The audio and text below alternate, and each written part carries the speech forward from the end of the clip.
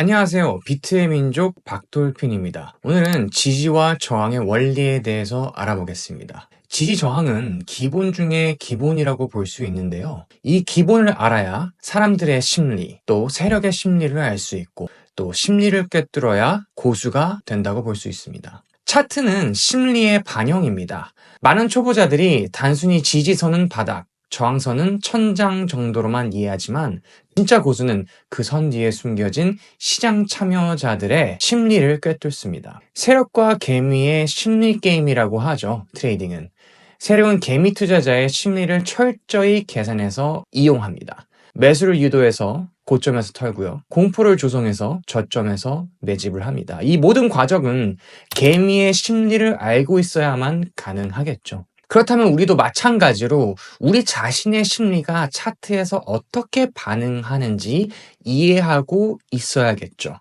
그래야 세력이 이용하려 들 때 피하거나 역이용하는 상황까지 만들 수가 있겠죠. 지지선은 과거에 매수세가 강하게 들어온 가격입니다. 저항선은 과거에 매도세가 강하게 나온 가격이고요. 이 비슷한 가격대에서 반복적으로 심리적 반응이 누적되며 지지 저항선이 형성됩니다. 그래서 초보자를 넘어서 고수가 되면 될수록 단순히 선을 그리는 것이 아니라 이 지지 저항선에서 시장 참여자들의 심리가 어떻게 움직이는지를 읽게 됩니다. 왜 이 지점에서 반등했는가? 어떤 의도로 누가 매수 매도를 했는가? 세력들이 이 구간을 어떻게 활용하는가? 자, 지지와 저항이 생기는 심리적인 구조에 대해서 알아보도록 하겠습니다. 이렇게 상승을 하다가 이 A 구간에서 롱 관점을 보거나 매수를 한 사람들은 대부분 예측 매매나 아니면 이제 fear of missing out, 포모가 느껴져서 더 상승할 것 같은데 지금이라도 사자, 지금이라도 롱 들어가자, 혹은 뇌동 매매, 뇌를 빼고 매매하는 분들, 이런 데서 롱을 들어갈 수 있겠죠. 그럼 어떻게 되죠? 이렇게 물리는 경우들이 발생하게 됩니다. 그럴 경우 사람의 심리는 단순합니다. 본절까지만 오면은 본절 탈출하자. 수익은 아니지만 손해본 것처럼 느껴질 수 있겠죠. 그래도 일단 탈출하자는 심리들이 작동할 수 있습니다. 그래서 이런 데까지 다시 오게 되면 본절에서 탈출하는 분들이 생기게 되겠죠. 반대로 숏 관점 분들, 매도 관점을 갖고 있는 분들은 이 전 고점이 저항이 될 거라고 생각을 하고 이런 고점에서 살짝 위에다가 스탑로스를 두고 이런 데서 숏을 들어가게 되겠죠. 혹은 매도를 하게 되겠죠. 그 뒤에 다시 하락을 했다가 이런 데서 익절하는 분들도 있겠죠. 혹은 매수를 다시 해주는 분들도 있겠죠. 이런 데에 오게 되면은 숏을 들어갔던 분들은 여기에서 돈을 벌었다가 다시 0이 되면서 익절하지 못했던 분들은 오히려 돈을 잃은 것처럼 느껴지게 됩니다. 그러면서 더 여기서 숏 물량을 더 채워가는 분들이 있겠죠. 그래서 이 구간을 A 구간으로 보겠습니다. 이런 곳에서 이러한 반응들이 반복되면서 심리의 누적으로 A 구간이 학습이 됩니다. 자, 이 저항선에 돌파되는 이 구간을 B 구간이라고 부르겠습니다. 이 구간에서는 무슨 일이 일어나냐면요. 이전에 이런 데에서 숏을 들어갔다가 맛있게 먹었던 분들이 다시 또 같은 자리가 왔네 하면서 숏을 들어갈 수 있겠죠. 그런 사람들은 이렇게 돌파가 되면서 물려있게 됩니다. 그럼 아까 전에 이 A 구간에서 롱을 들어갔던 사람들과 마찬가지로 다시 하락을 하게 되면 이런 데서 본절에서 나오게 되는 거를 기도하고 있겠죠. 또 이제 드디어 이전까지 매매를 하지 않고 있던 관망자들이 들어오기 시작합니다.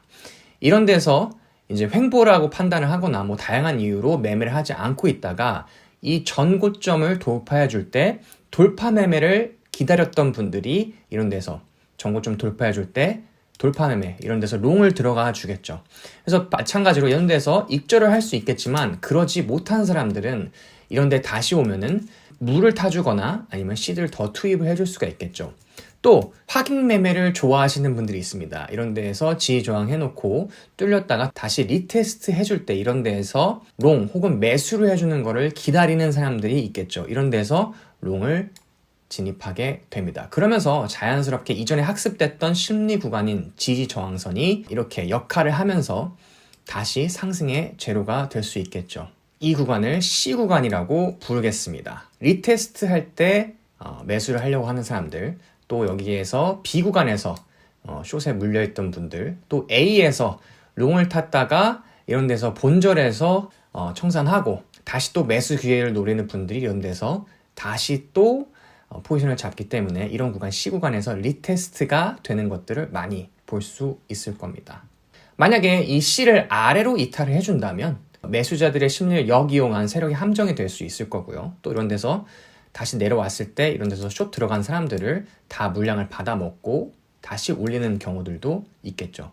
그런 경우는 이제 보통 봉이 이렇게 종가 마감을 아래에서 해주기보다는 딱 잠깐만 내려왔다가 꼬리로 이렇게 살짝 꼬리로 이렇게 빠르게 올려서 추세를 계속 가져갑니다. 그래서 지지저항은 시장 참여자들의 감정과 학습된 심리로 만들어집니다. 단순히 지지저항이 지지가 뚫리면 저항, 저항이 뚫리면 지지, 이게 아니라 이 원리를 알아야 합니다. 자, 이제 실제 차트에서 지지와 저항 찾기를 해보도록 하겠습니다. 웬만하면 1시간 봉 이상에서 찾아줘야지 신뢰도가 높고요. 가장 가까운 위치부터 찾아줍니다. 수시로 업데이트를 해주시는 게 제일 좋습니다. 지지와 저항은 어디에다 그리냐? 전 저점과 전 고점에다가 그립니다. 내려오다가 여기에서 지지를 받고 양봉이 나와줬죠. 그럼 여기에. 그러니까 살짝 휩소를 주긴 했지만, 살짝 위에서 종가 마감을 해주긴 했지만 정석대로 저항에 제대로 나와주는 모습을 보여주죠. 이런 식으로 큼직큼직한 전 고점, 전 저점들의 지지와 저항들을 그려주면 됩니다.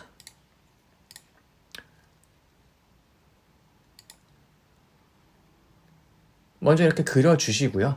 그 다음에 이 이후에 어떻게 반응했는지를 볼게요. 짠짠짠짠짠.